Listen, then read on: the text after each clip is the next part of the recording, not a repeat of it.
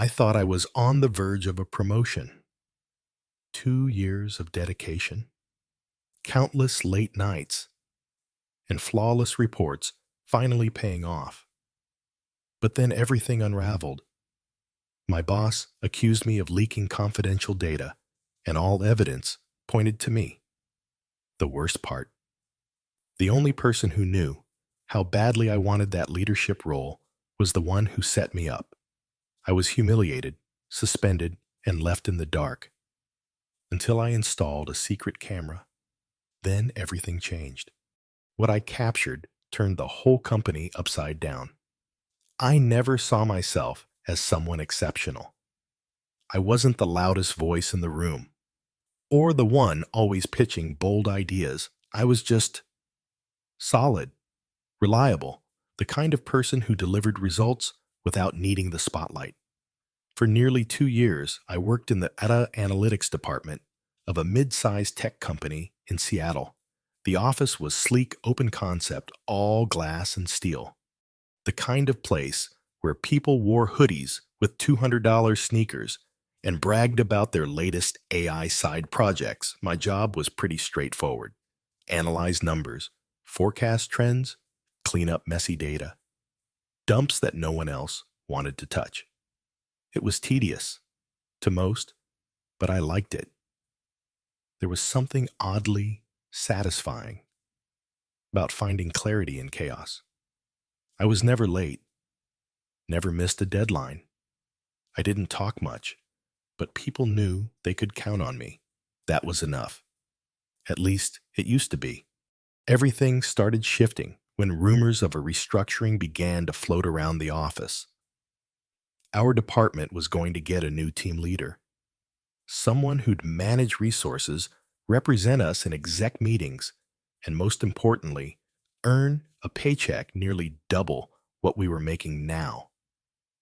It was a golden ticket, especially in a company that rarely promoted from within. To my quiet surprise, my name started coming up in hushed conversations. "You know you'd be great for it."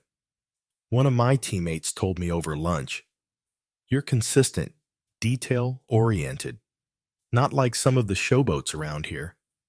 By showboats, they meant people like Ethan. Ethan had been with the company longer than I had.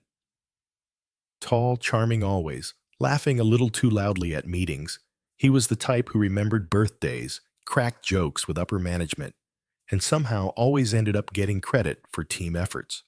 For a while, we were friendly. He'd helped me on board when I was new, invited me to a couple of happy hours. But as time passed, I noticed a shift. He stopped replying to my slacks, cut me off mid-sentence during meetings. If I brought up a suggestion, he'd rephrase it 10 minutes later like it was his idea. Still, I didn't take it personally. I figured he was just competitive. It was a fast-moving environment, and people did what they had to do. But once the leadership position was officially announced, the air in the office changed. Suddenly, everyone had something to prove. Reports were turned in faster. Politeness got replaced by strategic positioning. And in the middle of it all, Ethan turned up the charm. He started staying later, making sure his monitor faced the hallway so everyone could see he was working overtime. He'd compliment others in meetings, subtly undermining them in the same breath. "Great job on that visualization, Lisa. Though it did seem a bit off until I made those final tweaks right. What made it worse was that management seemed to eat it up. He had the kind of charisma you couldn't teach. But beneath that glossy exterior, I knew something was off. I wasn't alone. My small circle of close teammates, Brian, Melissa, and Tanya, could see through the act, too. "Watch your back," Melissa once whispered. "He's gunning for it, and he plays dirty." I laughed it off at the time. I had no intention of getting caught up in drama. I believed that if I just kept my head down and let my work speak for itself, everything would fall into place. That was my first mistake. Our manager, Carla, announced that a decision would be made in 2 weeks. She wanted to observe how each of us handled a set of new client reports, which were higher stakes and had to be done under tight deadlines. It was essentially a trial by fire. I dove in, focusing on accuracy and speed. My reports were clean, actionable, and early. Carla praised my attention to detail. I saw a flicker of something in Ethan's eyes when she said that. It wasn't rage, more like calculation. That's when things started getting strange. It began with small discrepancies.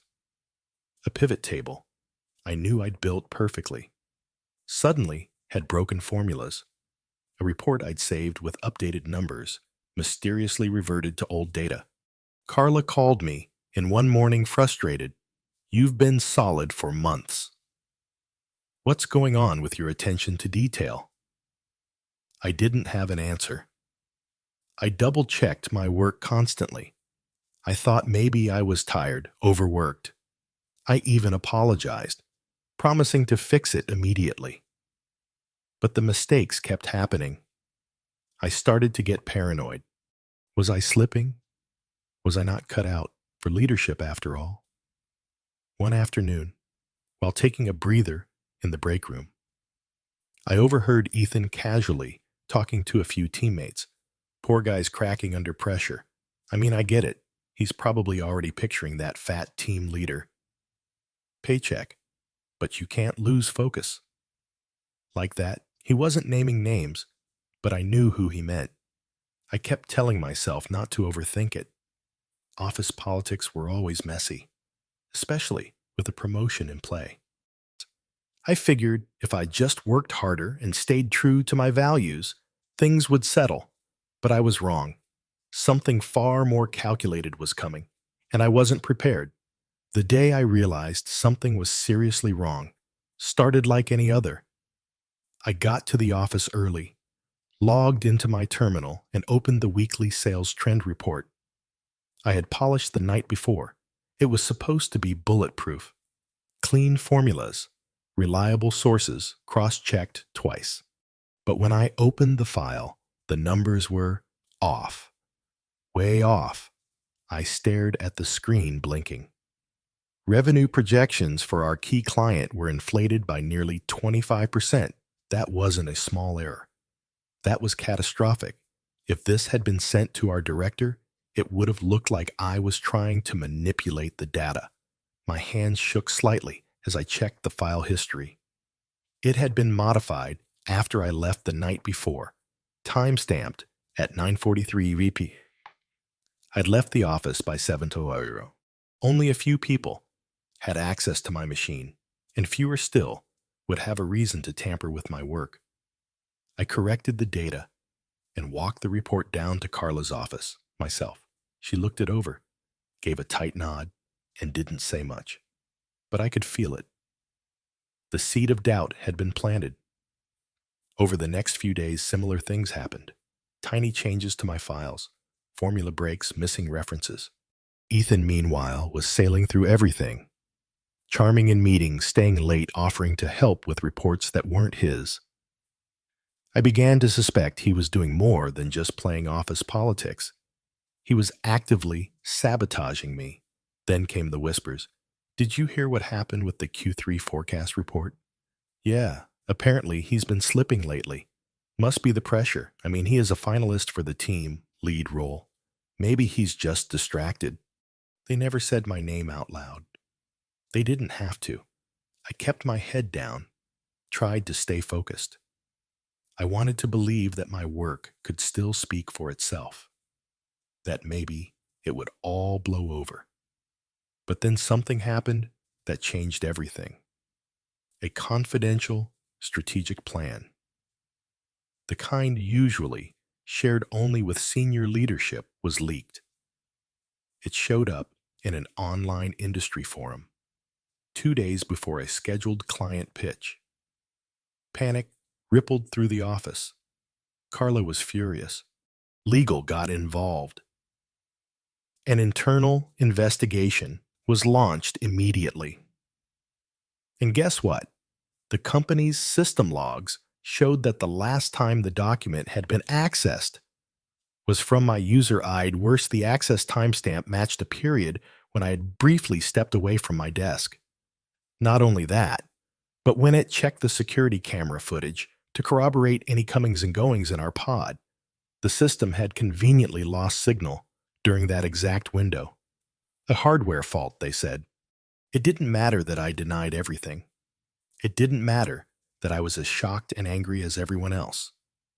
The facts, however circumstantial, lined up just a little too perfectly. And of course, Ethan was the one who discovered the breach. He'd gone looking through a shared folder for an old file and noticed the leak. Brought it straight to Carla, looking concerned but neutral. Said something about how he hated to bring this up, but he felt it was his duty to report anything suspicious. That's what a good team leader does. After all, within hours, I was pulled into HR. Suspended. Pending further investigation. I sat there across the desk from Carla, my palms sweating, my voice dry. I tried to explain how none of it made sense, how I had nothing to gain by leaking anything, especially while under consideration for a leadership role. But her expression didn't change. "We'll let the investigation run its course," she said flatly. "In the meantime, you're not to access any company systems or enter the building without permission." Just like that, I went from top candidate to corporate outcast. I walked out of that office in a daze. My teammates avoided eye contact. Brian looked like he wanted to say something, but stopped himself. Melissa didn't even look up from her screen. The silence hurt more than the accusation, and Ethan. He had the audacity to give me a sympathetic smile, like he pitied me. As I walked past his desk, he muttered under his breath just loud enough for me to hear, "Guess this place isn't for everyone." That night, I sat in my apartment surrounded by silence, no Slack pings, no calendar reminders. Just the slow hum of my laptop and the bitter taste of betrayal. I replayed every moment of the last few weeks in my head, trying to pinpoint where it all started. When did Ethan start planning this? How long had he been watching me? I combed through my emails, checked every file modification history I had. Nothing concrete. Every piece of evidence was circumstantial, and the logs had already been wiped or corrupted. He'd covered his tracks perfectly. But something in me snapped that night. The quiet, obedient version of me, the one who believed good work would be rewarded, and truth would prevail, was gone. If Ethan wanted a war, I'd give him one. But I wouldn't fight it on his terms. After my suspension, the days blurred into one long stretch of silence. My phone barely buzzed, and when it did, it wasn't what I hoped for. Never a message from a coworker standing up for me. Just corporate. HR emails reiterating that the investigation is ongoing. No one asked for my side anymore. It felt like they'd already decided I was guilty. I tried to stay calm, logical, rational. But no matter how many times I replayed it in my head, the truth was undeniable. Ethan had framed me, and he'd done it so well, it looked effortless. I went back to the office one last time to clear out my desk. Walking through those glass doors with a cardboard box in my hands felt like a funeral procession. Nobody said a word. My desk was just as I'd left it. Folders neatly stacked. Keyboard pushed in my favorite ceramic coffee mug, still resting on the right. Ethan sauntered over. Casually. Hands in his pockets, smug smile on his lips. "Tough break," he said, looking around like he pitied the empty cubicle farm. "But hey, maybe this is a good thing. Less stress, right?" I didn't reply. He leaned in a little closer. You should know this job, this role. It's not for the quiet ones. You were never built for it. That line echoed in my skull for days. I went home feeling hollow, like all the air had been sucked out of me. I didn't eat, didn't sleep much, but I did think. Constantly, I started asking myself questions I should have asked sooner. How did Ethan know exactly when I wouldn't be at my desk? How did the cameras lose signal at that exact time? Why did he volunteer to check the logs? This wasn't just luck or coincidence. It was strategy. It was a takedown, so I changed course. I stopped trying to defend myself and started planning how to expose him. First, I bought a discreet mini camera, the kind built to look like a simple desk trinket, a pen holder in this case. It had night vision, motion detection, 1080p quality, and a solid internal memory. I placed it on my desk during my last visit. Technically, I wasn't supposed to go back after suspension, but I still had building access for one more day and no one was watching. I plugged the hidden camera into my work computer's USB port, programmed it to record whenever motion was detected from my chair's direction, and set it to auto backup footage to an encrypted cloud folder I controlled. I knew I couldn't just sit and wait. I had to bait him. So I planted something. A fake file innocently labeled Team Proposal Final XLSX, saved in a shared folder. On my old account, I made it look tempting. Not flashy, just important enough. The kind of thing Ethan couldn't resist digging into. Then I waited. For days, nothing happened. I refreshed the cloud folder every hour, checked my alerts. Silence. Then 3 days later, I got the ping. Motion detected at 8:46 p.m. I dropped everything logged in and opened the footage. And there he was, Ethan, looking over his shoulder like a cartoon villain, slipping into my desk like it was his, plugging in a USB drive, opening the decoy file, typing, navigating through my user folders. Then he launched the internal IT tool we use to clear system logs and reset user access timestamps. I paused the frame. My hands were shaking. I had him. He was still trying to cover his tracks. He had no idea he was being recorded from the very desk he thought he'd conquered. I let the footage play. At the end of the video, he even tilted the monitor down slightly, like he owned it now, like it was his.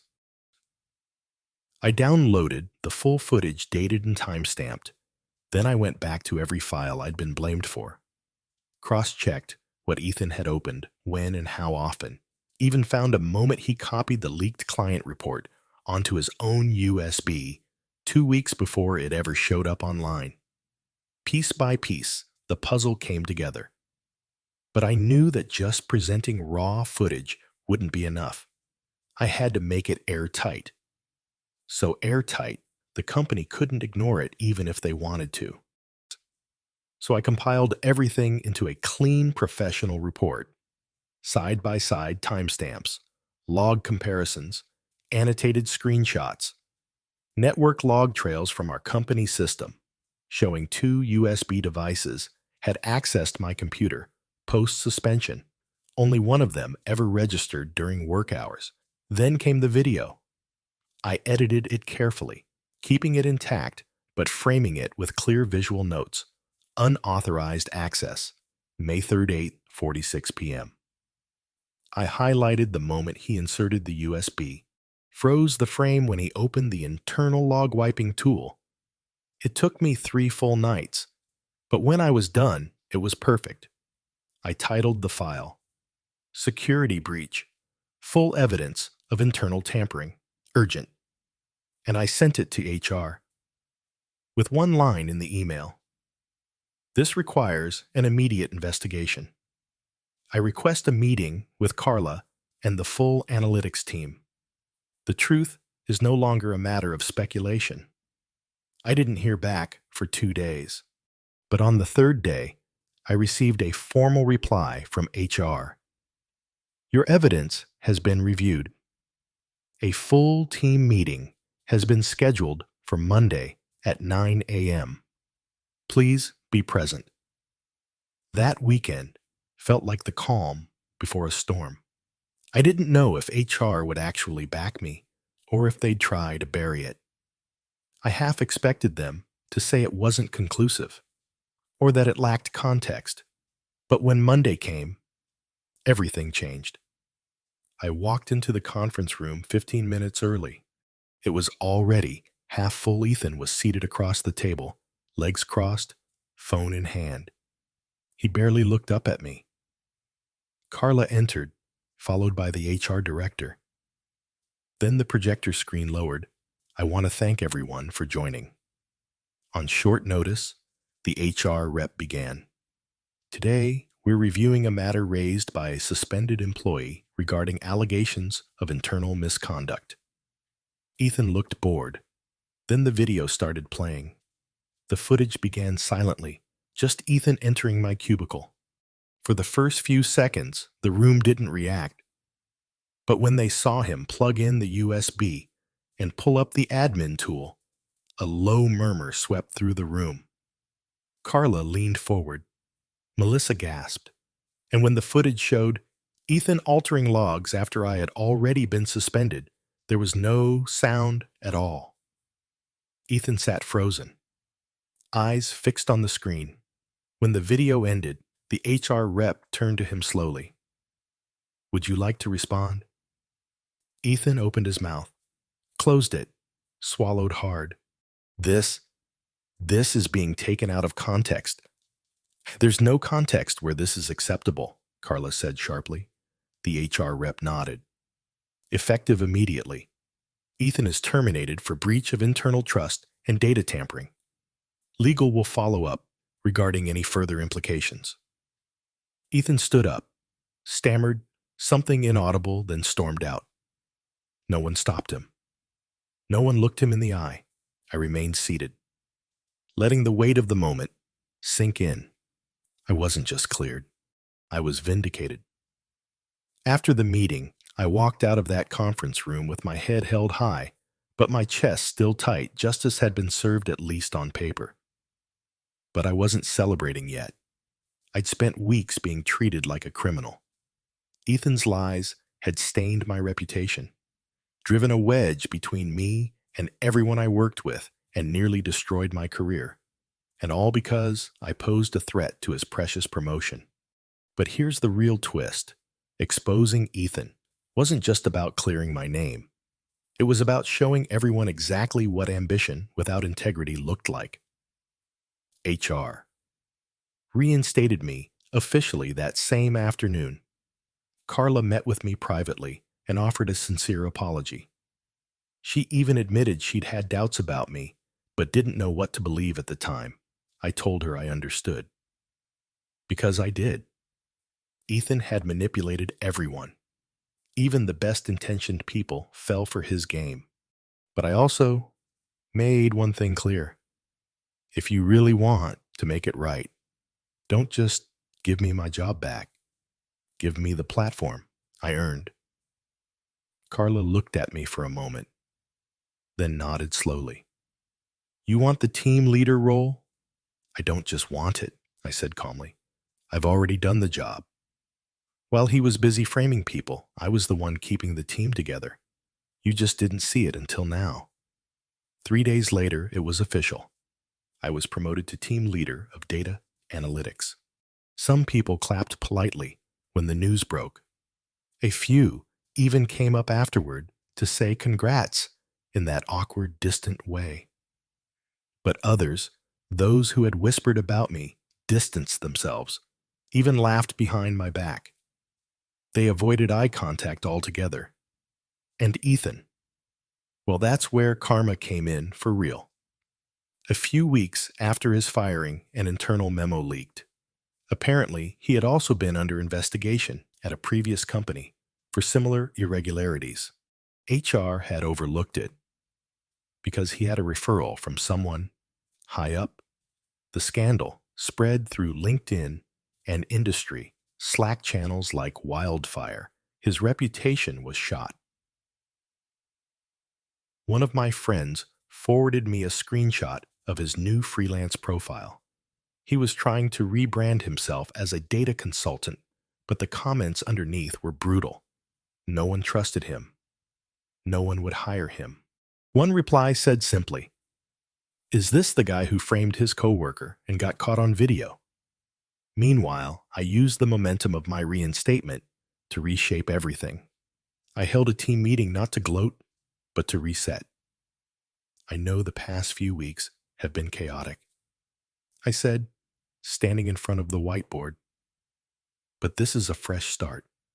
I'm not here to point fingers. I'm here to build something better. It was quiet for a moment. Then Melissa, the same person who once called me too robotic for a leadership role, raised her hand. "I was wrong about you," she said, her voice low but steady. "You deserved this from the beginning." That moment meant more to me than the title or the raise. I didn't just get my job back. I got back something deeper. My dignity, my voice, and the power to lead with integrity. But I didn't forget how close I came to losing everything. That lesson stayed with me.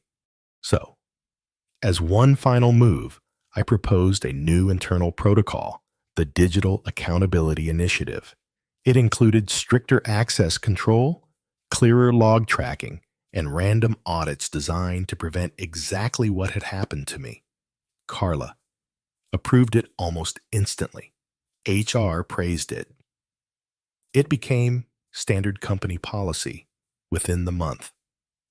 I never once mentioned Ethan's name in the proposal. I didn't need to. His legacy was already written, and mine was just beginning. The emergency meeting was called for 9 a.m. sharp. Everyone filed into the conference room. Unsure what to expect, I sat near the front, silent, with a USB in my hand, and HR seated beside me. Ethan strolled in confidently, dressed sharper than usual, like he already assumed he'd be announced as the new team leader. But when Carla dimmed the lights and hit play on the projector, the room froze. There, in full HD clarity, was Ethan sneaking into my workstation, plugging in a USB, adjusting the timestamp, deleting logs. Every movement, every second was captured. His face, unmistakable. Dead silence. Ethan tried to speak, but Carla held up her hand. "We've confirmed the footage. The log files match the video timeline. There's no doubt." He turned pale, the smirk vanished. He looked around searching for a lifeline, but no one would meet his eyes. HR stood up. "Effective immediately, Ethan is terminated for falsifying records, breaching company trust, and deliberate sabotage." Gasps. A few people exchanged shocked looks. Some looked relieved. Then Carla turned to me. "We deeply regret how this affected you. On behalf of the company, we're reinstating you with full honors. And as of today, we'd like to formally offer you the team leader position." I stood stunned. Applause erupted, not from everyone, but from enough people to make my throat tighten. It wasn't just a promotion. It was redemption walking out of that room. I didn't feel triumphant. I felt whole again. I'd stood up when no one believed me. Fought back without losing who I was, and proved that the truth doesn't need to shout. It just needs to be seen. And as I sat at my new desk later that day, I whispered to myself, sometimes justice is late, but when it arrives, it never misses.